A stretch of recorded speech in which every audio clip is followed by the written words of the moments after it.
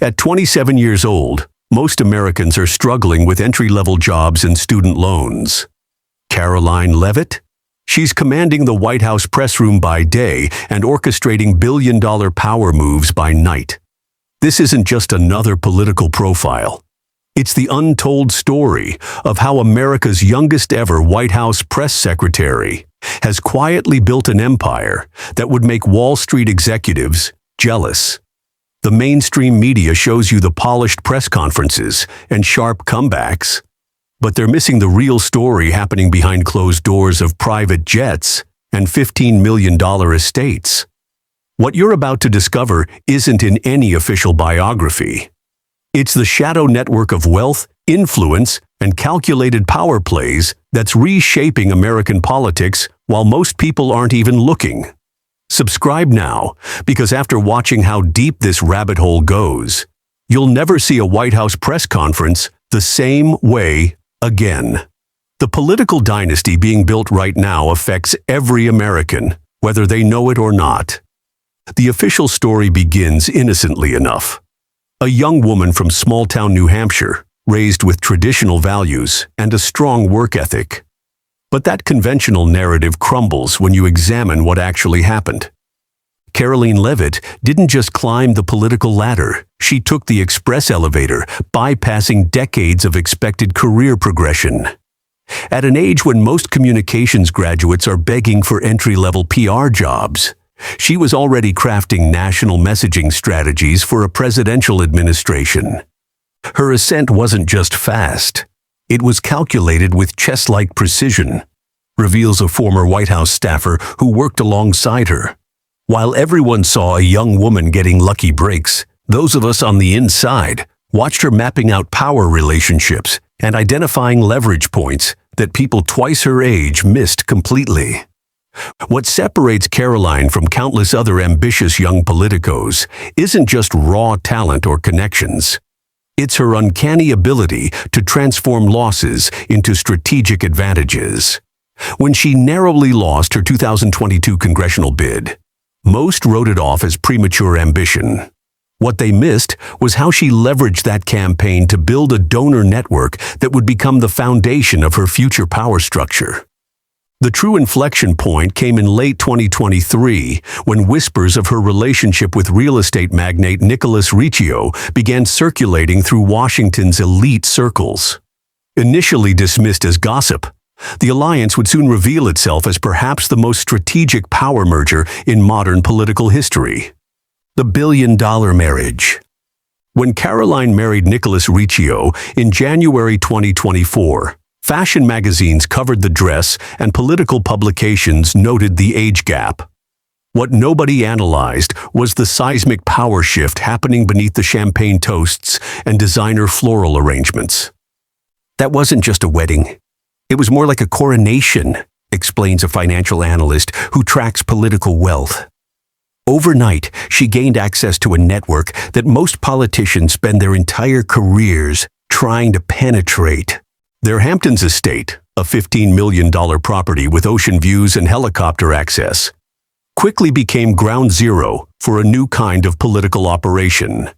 Every Sunday, the country's most influential figures gather for what appears to be casual brunches, but function as unofficial policy summits.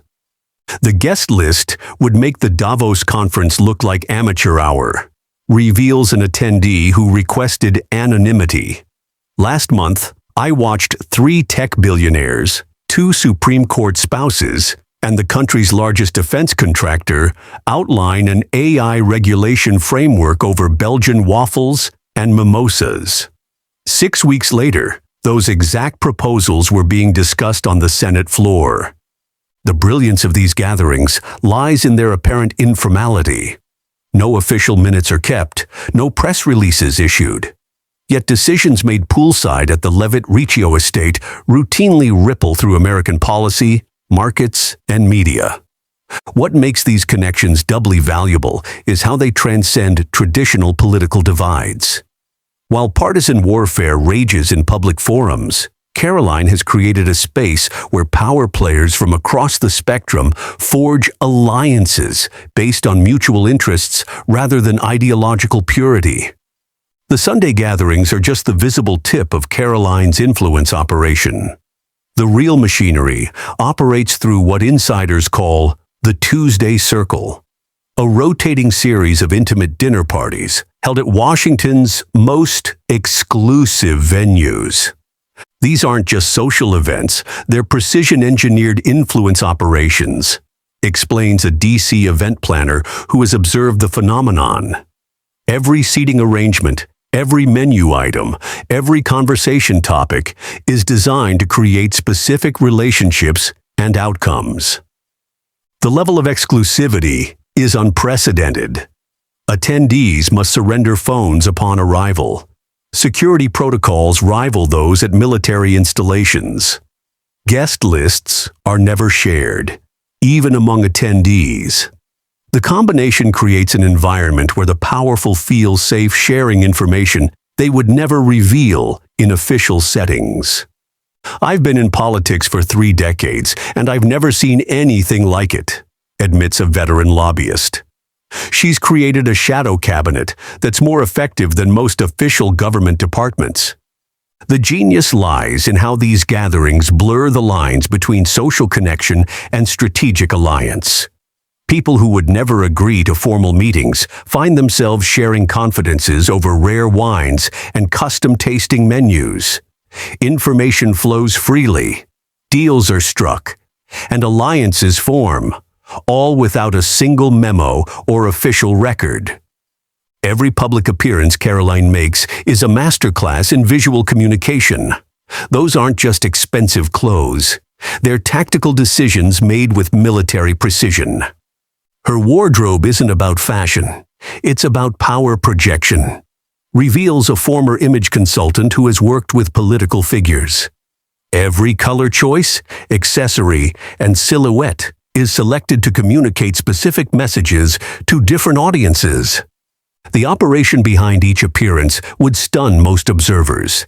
A team of stylists, body language experts, and even color psychologists collaborate to ensure every visual element aligns with strategic objectives.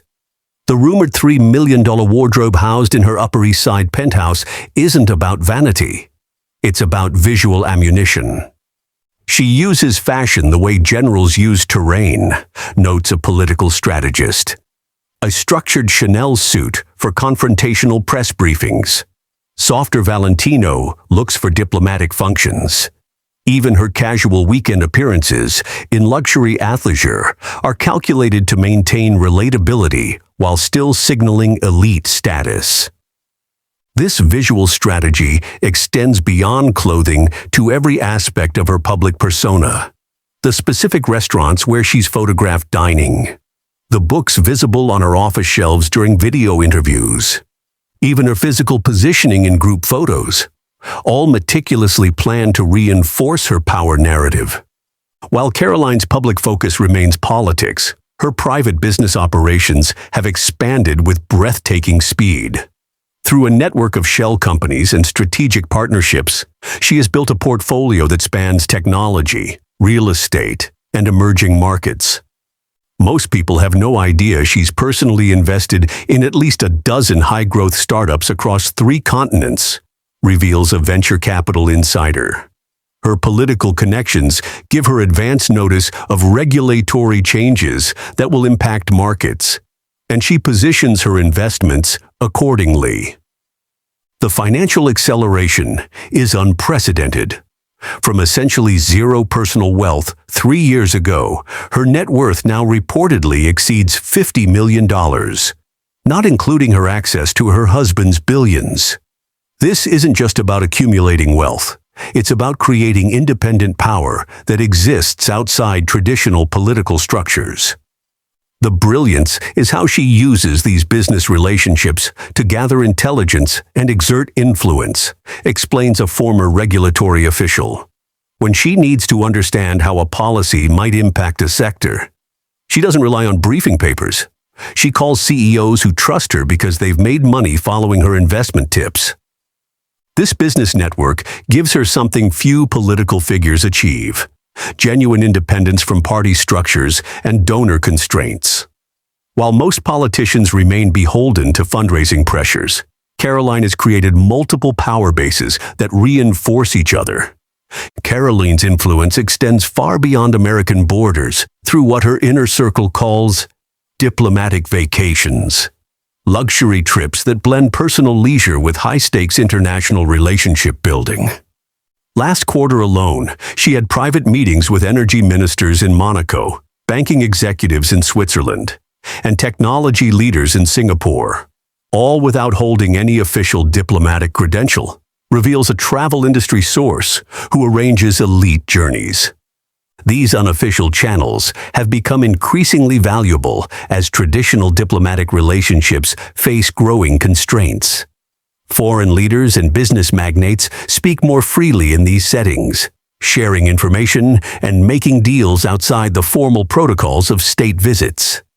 She's essentially created a parallel diplomatic track that operates through personal relationships rather than institutional structures, notes a former State Department official. The private jet isn't just luxury. It's a tactical asset that allows her to move between these power centers with remarkable efficiency. The international network serves multiple purposes. It generates investment opportunities, creates intelligence channels, and builds relationships that can be activated during crises. Perhaps most importantly, it positions Karoline as a global player independent of her official White House role. What truly separates Karoline Leavitt from other political figures is her long-term vision. Every connection made, every investment chosen, every alliance formed fits into a decades-long strategy that extends far beyond her current position. She's not building a career, she's constructing a dynasty, observes a political historian who has studied power transitions. The press secretary role is just a stepping stone in a much larger plan. Sources close to Karoline confirm she's already laying groundwork for a presidential run in 2032, when she'll be just 35, the constitutional minimum age. Unlike traditional candidates who spend decades climbing party hierarchies, she'll enter the race with a global network, personal fortune, and name recognition that spans business, media, and politics. The conventional political playbook says you work your way up through local offices, build donor networks, pay your dues, explains a campaign strategist. She's rewriting that entirely. Why spend years begging for donations when you can build your own economic power base? Why chase media attention when you can own the relationships that shape coverage? This approach represents a fundamental evolution in how political power operates in America. Rather than working within existing structures, Karoline is creating entirely new channels of influence that bypass traditional gatekeepers. What you've just witnessed isn't just one woman's rise to power. It's a blueprint for how influence really works in the 21st century. The rules have changed, but most Americans haven't even noticed. While political battles rage on public stages, the real decisions shaping our future are being made in private jets, luxury estates, and exclusive gatherings that most will never see. This is just the beginning of our deep dive into the hidden power structures reshaping America. Hit subscribe now, because next week we're revealing the secret technology billionaire club that's quietly determining which artificial intelligence systems will and won't be developed. The future is being decided behind closed doors, and we're bringing you the only key that matters: knowledge. This isn't just content, it's intelligence that puts you ahead of 99% of Americans. Subscribe now before this video gets buried by the algorithm.